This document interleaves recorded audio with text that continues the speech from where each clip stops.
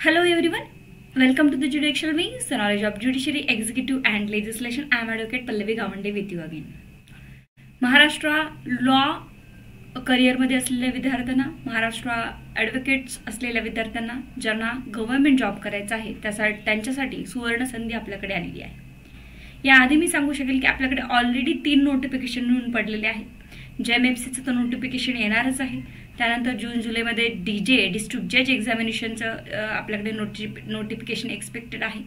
And third one is की आपल्याकडे law officers tribunal, law officer police department and drafting under secretary मंत्रालय, हे 3 आपल्याकडे वॅकन्सी ऑलरेडी आउट झालेल्या आहे आणि ही अजून एक 15 जागेची वॅकन्सी आपल्याकडे निघाली आहे. ह्या पूर्ण एक्झाम ऑक्टोबर ते सप्टेंबरच्या एंडिंग पर्यंत होण्याची शक्यता आहे. ऑक्टोबर मात्र कन्फर्म आहे, तेवढ्या लांब जाणार नाही, बट सप्टेंबर ऑक्टोबरच्या दरम्यान ह्या एक्झाम्स आपल्याकडे येणार आहेत. ह्या सगळ्या एक्झाम्स आधी पण होऊ शकतात, 1-1.5 महिना, असं कन्फर्म नाही सांगू शकत.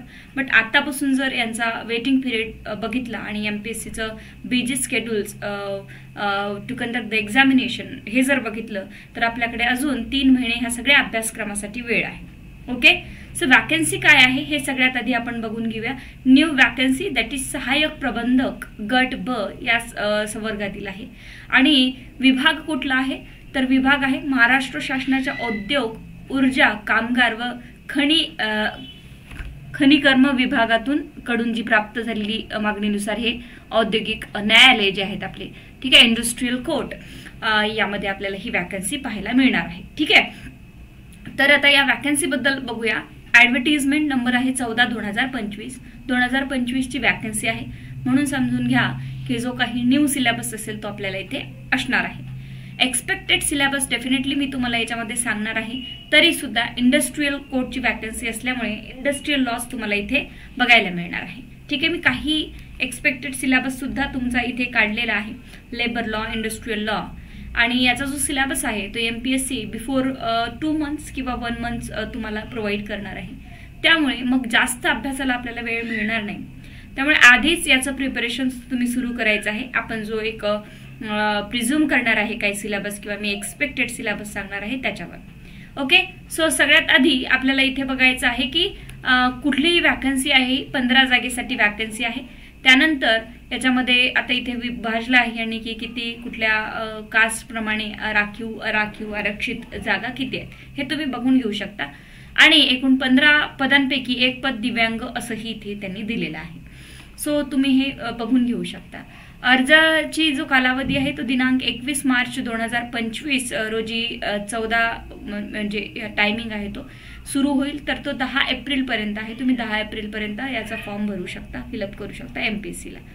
बाकी परीक्षेचा यांनी कुठल्याही प्रकारे अजून दिनांक दिलेला नाही आहे, कारण हे आपल्याला ते प्रोव्हाइड नंतर करतील, त्यामुळे आता दिलेला नाही आहे.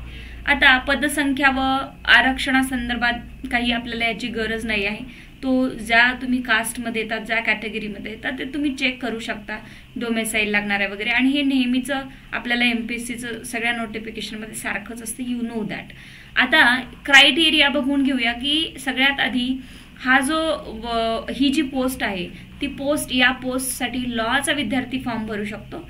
आणि लॉमध्ये सुद्धा नेमकं कोण याच्यामध्ये फॉर्म भरू शकतं, म्हणजे प्रॅक्टिशनर हवा आहे किंवा मग फ्रेशरला हा फॉर्म भरता येण्याची गरज आहे, भरू शकतात. सो शैक्षणिक अर्हता आणि अनुभव काय आहे, so possess a law degree in the law of the recognised university. So cleanly लॉचा विद्यार्थी इथे फॉर्म भरू शकतो, बिकॉज कोर्ट्स आहे, कोर्ट्समध्ये ही जागा आहे, वॅकन्सी जी आहे ती कोर्ट्समध्ये आहे, त्यामुळे लॉचा विद्यार्थीच इथे फॉर्म भरू शकणार आहे, अदर विद्यार्थी नाही.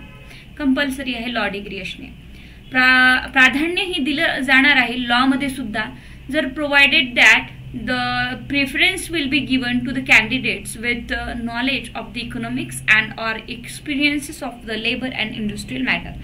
आता थोडासा विद्यार्थ्यांचा गैरसमज नेहमी होत असतो की मॅम लेबर लॉवालाच स्टुडंट भरू शकतो का, लेबर लॉमध्येच प्रॅक्टिसवालाच विद्यार्थी भरू शकतात, तर असं काही नाही आहे. इथे प्रेफरन्स विल बी गिवन, म्हणजे प्राधान्य दिलेलं आहे त्यांना की तुमचा जर एक्सपिरियन्स असेल तर प्रिलिम्स, मेन्स जे काही एक्झामिनेशन्स होतात त्याची मेन्स नाही आहे, सॉरी प्रिलिम्स आहे. प्रिलिम्स आल्यानंतर इंटरव्ह्यूमध्ये कट ऑफ वगैरे कोणाला सारखा वगैरे आला असेल तर त्याला प्रेफरन्स दिलं जाणार आहे. बट असा याचा अर्थ नाहीये की तो लेबर लॉचाच विद्यार्थी भरू शकतो किंवा ज्याचं इकॉनॉमिक्स आहे तोच भरू शकतो. प्रिफरन्स विल बी गिवन म्हटलंय. लाईक एखाद्या विद्यार्थ्याला प्लेन लॉ डिग्री आहे आणि एकाचा जर एक्सपिरियन्स इंडस्ट्रीयलमध्ये किंवा लेबरमध्ये आहे किंवा त्याचं इकॉनॉमिक्समध्ये ग्रॅज्युएशन आहे तर त्याचा विचार केला जाईल जर सोबत सोबत सारखे मार्क्स वगैरे असतील तर. त्यामुळे इथे कुठल्याही प्रकारे आपल्याला असं नाही आहे की आपण फॉर्म भरायचाच नाही. सगळ्यांनी हा फॉर्म भरायचा ज्यांचंही इथे लॉचं शिक्षण झालेलं आहे. आता कर्तव्य व जबाबदाऱ्या ज्या आहेत ते या MPSC गव्हर्नमेंट इन या संकेतस्थळावर दिलेल्या आहे त्याही आपण लगेचच पाहून घेऊया. बट मग इथे प्रस्तुत जाहिरातीमध्ये नमूद केलेली शैक्षणिक अर्हता, अनुभव इत्यादी जे आहे ते उमेदवाराला मुलाखतीस बोलवण्यात पात्र असणार नाही. म्हणजेच तुमची जी प्रिलिमिनरी एक्झामिनेशन आहे विथ द नेगेटिव्ह मार्किंग ती होणार आहे. म्हणजे चाळणी परीक्षा जर घेण्याचे निश्चित झाले तर आम्ही तुम्हाला कळवू असं ते म्हणतात. बट चाळणी परीक्षा होतेच, कंपल्सरी आहे आणि सगळ्यांनाच ते चाळणी परीक्षा द्यावी लागणार आहे. आता मुलाखतीचे माहिती आहे तुम्हाला 50 मार्काची मुलाखत असते आणि मग इकडे 200 मार्काचा हा पेपर असणार आहे. त्याच्यामध्ये नंतर प्रस्तुत पदाची जी निवड प्रक्रिया तत्कालीन labour and social welfare department Bombay dated 30 April या कायद्यानुसार होणार आहे. मग त्या कायद्याचे जे रूल्स आहेत आणि त्यानुसार ती होणार आहे. ठीक आहे. शिफारस यादी जी आहे ते अंतिम शिफारस राहील या ऍक्टनुसार राहील. तर ते तुम्हाला सगळं माहिती आहे किंवा आत्ताचा तो विषय नाही आहे. आता तुम्हाला इथे तुम्हाला काय काय डॉक्युमेंट्स तुम्हाला द्यायचे आहेत तर ते बघू शकता तुम्ही की वयाचा पुरावा, SSC वगैरे शैक्षणिक म्हणजे हे तुमचे जे मार्क्स मेमो असतात सगळे. त्यानंतर सामाजिक दृष्ट्या मागासवर्गीय आहे का, कास्ट सर्टिफिकेट, डोमिसाइल सर्टिफिकेट आहे, इन्कम सर्टिफिकेट आहे, दिव्यांग असल्यास दिव्यांग सर्टिफिकेट आहे. हे सगळे तुम्हाला इथे मराठी भाषेचे ज्ञान असल्यास यू नो दॅट तुम्ही JMFC ला फॉर्म भरता तेव्हा तुम्हाला हे माहितीच असतं. ठीक आहे की नाही. तर मग त्यानंतर लहान कुटुंबाचे प्रमाणपत्र जर तुमचं लग्न झालेलं असेल आणि तुम्हाला 2 मुले आहेत किंवा 2च्या वर असेल तर 2 असेल तरच तुम्ही हा फॉर्म भरू शकता, अदरवाईज नाही. असं इथे कंपल्सरी आहे, यू नो दॅट. त्यानंतर ऑनलाईन पद्धतीनेच अर्ज तुम्हाला भरायचा आहे आणि आयोगाच्या संकेतस्थळावर उपलब्ध सगळ्या गोष्टी करून येणार आहे. हे फीज क्रायटेरिया आहे. तुम्ही फीज कशी ऑनलाईन येऊन तुम्हाला ऑनलाईन फॉर्म भरण्याचं माहिती आहे त्यामुळे मी याबद्दल काही चर्चा करणार नाही. बाकी परीक्षेचा तपशील किंवा सगळं माहिती तुम्हाला MPSC गव्हर्नमेंट इनवर देण्यात येणार असं यांनी सांगितलंय. हे झालं तुमचं नोटिफिकेशन. यानंतर कर्तव्य व जबाबदाऱ्या आणि सिलेबस आपण बघून घेऊया. सिलेबस एक्सपेक्टेड आहे कारण सिलेबस जो आहे तो अजून यांनी दिलेला नाही आहे, इथे ओपन नाही होत आहे. पण कर्तव्य व जबाबदाऱ्या मी तुम्हाला नंतर सांगेन. आता मॅनेजर ऑफ दी कोर्ट प्रबंधक म्हटल्यानंतर कर्तव्य जबाबदाऱ्या काय असतात हे आपण एका सेपरेट व्हिडिओमध्ये डिस्कस करूया बिकॉज आय थिंक इथे ओपन नाही होत आहे इथे जी लिंक आहे ती. तर आता आपण डायरेक्टली सिलेबसवर जाऊया की या एक्झामिनेशनचा सिलेबस काय असणार आहे. So you can screen I am sharing with your screen, you can show that. So the trade union act कदाचित असू शकतो जो 1926चा आहे तो. त्यानंतर इंडस्ट्रियल एम्प्लॉयमेंट स्टँडिंग ऑर्डर्स आपल्याला येऊ शकतात. इंडस्ट्रियल डिस्प्यूट ऍक्ट कंपल्सरी आहे. ठीक आहे. Industrial dispute yes definitely disputes act जो आहे तो तुम्हाला इथे कंपल्सरी असणार आहे. Industrial disputes. Okay. So disputes act तुम्हाला जो आहे जो की 1947चा आहे हा तुम्हाला कंपल्सरी असणारच आहे बिकॉज इंडस्ट्रियल कोर्ट आहे डेफिनेटली. त्यानंतर पेमेंट ऑफ वेजेस ऍक्ट असू शकतं. ठीक आहे की नाही. हे एक्सपेक्टेड आहे वेजेस ऍक्ट. ठीक आहे. ऍक्ट हा सिलेबस तुम्हाला असू शकतो. त्यानंतर ग्रॅच्युटी ऍक्ट सुद्धा असू शकतो तुम्हाला. ठीक आहे की नाही. हे सगळे जे आहेत ते एक्सपेक्टेड सिलेबस आहे. Again I am telling you that कारण फॅक्टरीज ऍक्ट असू शकतो, माइन्स ऍक्ट असू शकतो. ठीक आहे. हे सगळे फॅक्टरी ऍक्ट माइन ऍक्ट्स हे असू शकतात. त्यानंतर इन्शुरन्स ऍक्ट डेफिनेटली मला तरी वाटतं की इन्शुरन्स ऍक्टवर तुम्ही अभ्यास करायला सुरुवात करायला हरकत नाही. मी खूप शॉर्ट लिहिती आहे, sorry for that because video खूप लेंदी होऊन जाईल. त्यानंतर बाकी सोशल सिक्युरिटी एक ऍक्ट आहे आपल्याकडे, तो नव्याने आपल्याला 2020चा जो आहे तो सोशल सिक्युरिटी ऍक्ट आपल्याला DG साठी पण यावेळेस करावा लागणार आहे. सो सोशल सिक्युरिटी ऍक्ट तुम्ही एक करू शकता. सोशल सेक्युरिटी ॲक्ट, ठीक आहे, हा एक. त्यानंतर काही लेबर लॉचे पण विषय असू शकतात तुम्हाला.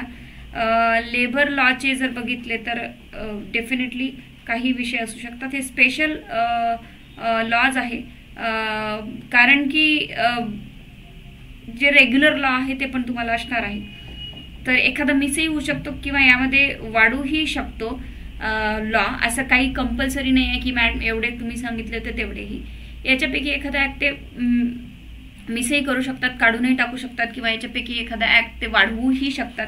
ठीक आहे, जसं की फॅक्टरीज ॲक्ट आणि लेबर लॉमध्ये फॅक्टरी ॲक्ट पण येतं आणि इकडे इंडस्ट्रीयलमध्ये सेमच आहे. त्यामुळे फॅक्टरीज ॲक्ट, इन्शुरन्स ॲक्ट हे कंपल्सरी येण्यासारखेच सब्जेक्ट आहे, त्यामुळे तुम्ही ते करायला हरकत नाही. ठीक आहे. त्यानंतर जे लेबर लॉचे जे आहेत त्या तुम्ही करू शकतात. आय थिंक कधी कधी महाराष्ट्र माथाडी वर्कर्स ॲक्ट, कधी कधी labour laws, labour welfare and fund जी अमेंडमेंट आली आहे तेही असू शकतं. Payment of wages, minimum wages act असू शकतं. पेमेंट ऑफ बोनस ॲक्ट तुम्हाला इथे असू शकतो. सो यामध्ये इतके सारे लॉज तुम्हाला असू शकतात. एक मी लिस्ट बनवून तुम्हाला देईल मी व्हिडिओमध्ये सांगण्यापेक्षा. वर्कमॅन कम्पन्सेशन डेफिनेटली हा ॲक्ट तुम्हाला स्टडी करायचा आहे. Workman कम्पन्सेशन act, trade union act, त्यानंतर असे अनेक लॉज आहेत ते तुम्हाला इथे करावे लागणार आहे. मी आता सध्या लिस्ट बनवली नाही आहे, बट मी तुम्हाला ती लिस्ट ॲपवर उपलब्ध करून देईल की कुठला कुठला अभ्यास करायचा. मग रेग्युलर लॉमध्ये तुम्हाला डेफिनेटली सिव्हिल प्रोसिजर कोड करायचा आहे, ट्रान्सफर ऑफ प्रॉपर्टी करायचं आहे. पहिला आहे रेग्युलर लॉमध्ये CPC. त्यानंतर सेकंड असू शकतो तुमचा इंडियन इव्हिडन्स ॲक्ट, म्हणजेच आता न्यू न्यायसंहिता इव्हिडन्स ॲक्ट तुम्हाला इथे असणार आहे. त्यानंतर तिसरा जो आहे हा तुमचा ट्रान्सफर ऑफ प्रॉपर्टी आणि कॉन्ट्रॅक्ट ॲक्ट.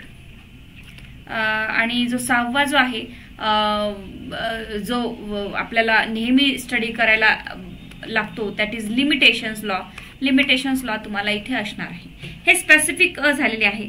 मग आता याच्या व्यतिरिक्त सुद्धा असू शकतात का काही? तर येस, डेफिनेटली महाराष्ट्राशी जेवढेही महाराष्ट्र इंडस्ट्रीयल किंवा महाराष्ट्र रूल आहेत, महाराष्ट्र इंडस्ट्रीयल रूल किंवा लेबर रूल आपण म्हणतो की त्याबद्दल आपल्याला इथे थोडं जनरली विचारण्यात येणार आहे.